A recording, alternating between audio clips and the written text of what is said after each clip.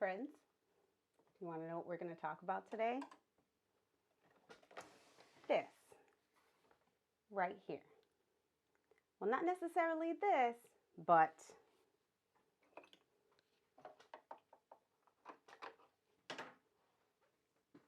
the stitch. How to remove a serger stitch. Pretty easy. Do you want to know how I'm going to show you? Well, you got to hang around. You already know you got to stick around, friends. I'm Nye with Ellie and Mac. And this is my serger, Bob. Say hello, Bob. Yo. Ha! See you in a second.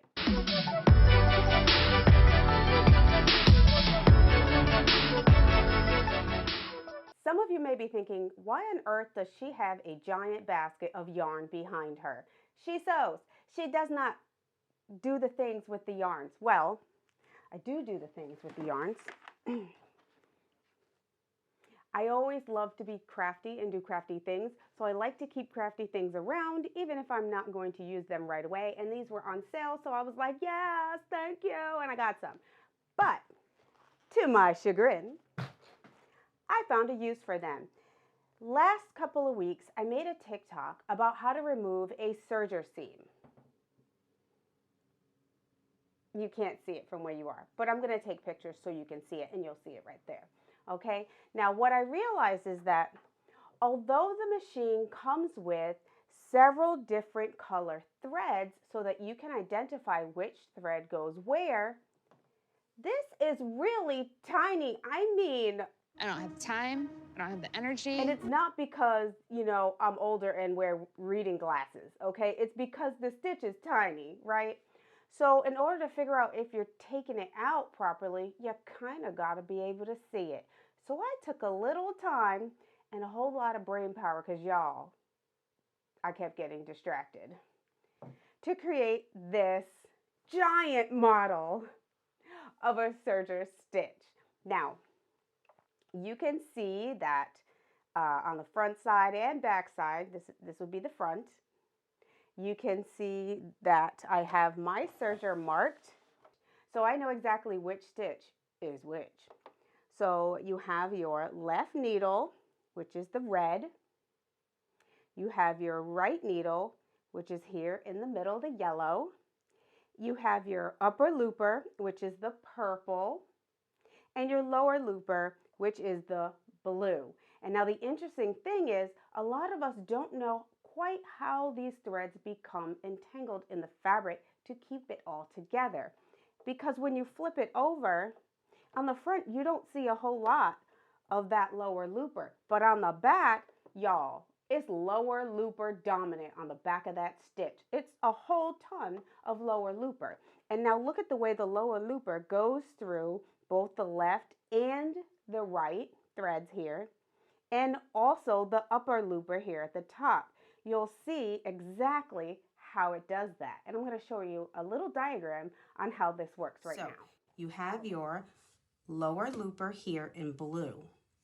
What it does is it comes through your left and goes up through your upper looper, over through your other upper looper, down through your right and left stitches, needle stitches. And then it does that again. It goes through left, right, up through this looper, over, down, back through the left needle. And it continues to do that, okay? So then, if you were to flip it around, this is the right side of your fabric, you'll see that your upper looper goes up through your right loop, or through your left, all the way through your right, which is in the middle, up where it engages with the lower looper, and then comes back down. Now remember, the lower looper catches all the loops on both sides. So up and down. Up, grabs onto the two lowers, and down. Up to the lowers and down. So the lower looper goes through the underside, and the upper looper goes through the front side. In order to begin removing your serger thread, you want to locate the left needle thread here, which is red, and cut it. Move several inches down and cut it again. But you want to make sure that you're cutting it at the opening of the upper looper. Otherwise, you may actually be cutting the upper looper. So you have to be very careful. And once you snip it, just pull it out. You want to do the same thing with your right needle thread at the same area. Snip it in two places and pull the thread out. Both threads should easily glide out of your fabric. Again, be very careful that you're snipping the left and right needle threads on the upper looper side of your stitch.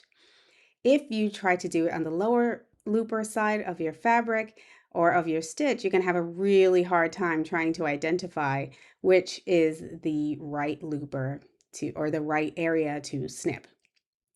Reason being is because the left and right needle are very, very tiny. Here in this large stitch that I created, you can see them quite well.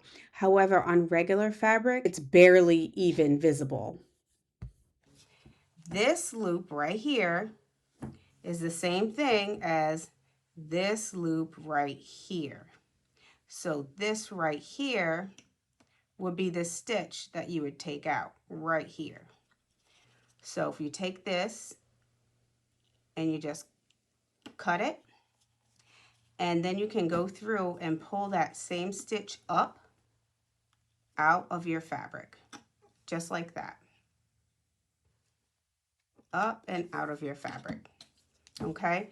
So once you have that up and out, as long as you don't have a knot on this side, you can grab that and just pull it right out of your fabric, just like this, okay?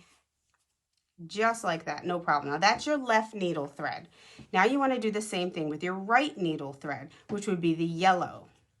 So you find the little hump right here and you find the yellow stitch in the middle, which on your machine is going to be whatever color you use. So here's a little loop. I'm going to get that middle stitch right there in the middle, cut it, and then I'm going to find where that stitch goes in everywhere else, or just a little bit over, and pull it out, right? Now you see the loopers now is like, hey, that was holding me in. Now it just wants to just go everywhere because it's not being held in anymore by a whole lot of anything, all right? So you want to avoid trying to pull out the loopers first because they're very entangled in the stitch. Now I'm going to get that other one over here and pull it up. And once you pull that thread up, you'll see what happens. It's like magic. See, now the loopers are not being held in by anything, so they just come right out. See? Now here's the lower looper here. It's not being held in anymore.